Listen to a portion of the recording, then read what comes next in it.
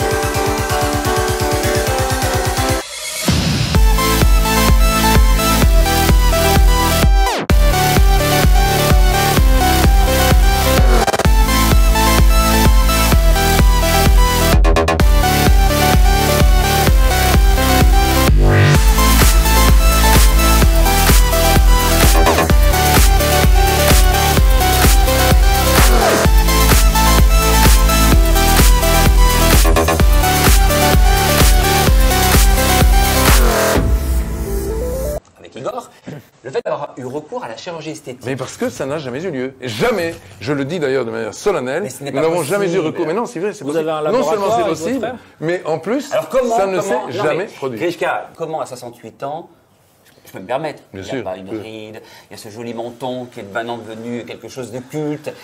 C'est quoi le secret? C'est quoi le secret? Nous n'avons jamais, et je détache Regarde-moi dans les yeux. Nous n'avons jamais eu recours à ce que l'on appelle la chirurgie esthétique. Il y a un début de réponse. Grishka et Igor Bojedeanov sont apparus pour la première fois à la télévision en 1977 dans l'émission Midi Première de Daniel Gilbert, et déjà c'est leur apparence qui faisait parler.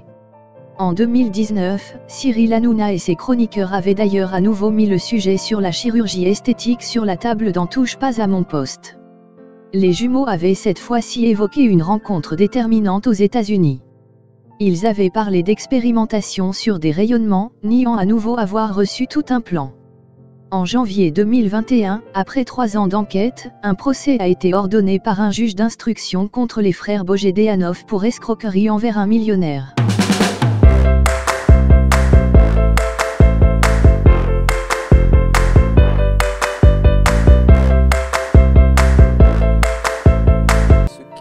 Cette théorie du Big Bang. C'est une théorie fascinante. Elle nous parle de quoi? Elle nous parle de l'origine de notre univers. Cette origine, elle a été calculée d'abord par des scientifiques et ensuite elle a été démontrée par des expériences. Dès 1929, le grand Hubble, astronome américain, constate que les galaxies sont en fuite les unes par rapport aux autres.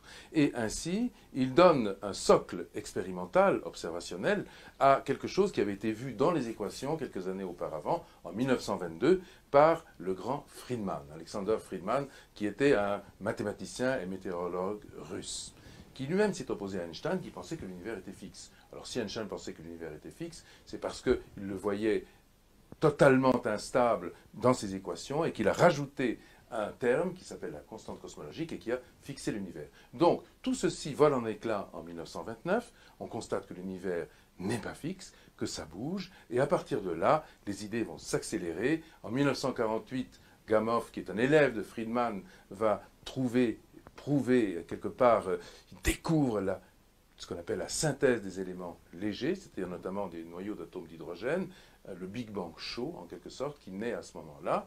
Et puis, en 1964, deux jeunes gens qui sont Penzias et Wilson observent quelque chose dans le ciel qui est un bruit, ils entendent un bruit. Ce bruit, c'est l'écho du Big Bang.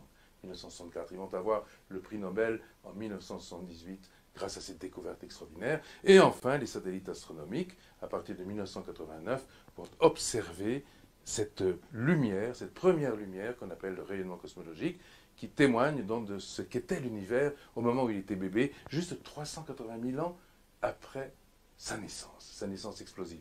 Et d'ailleurs, le premier à avoir observé cette première lumière, qui s'appelle donc John Matter, nous a fait l'honneur de faire la préface de notre livre. Il est devenu prix Nobel donc en 2006 à partir de... Et son collègue qui va pour la première fois observer cette photographie du fond diffus, c'est-à-dire en fait le rayonnement cosmologique, il va trouver ces images tellement saisissantes qu'il va dire, pour moi, c'est comme voir le visage de Dieu. Veuillez vous abonner à votre chaîne YouTube Zoom et Focus pour être le premier à recevoir nos nouvelles vidéos. Merci.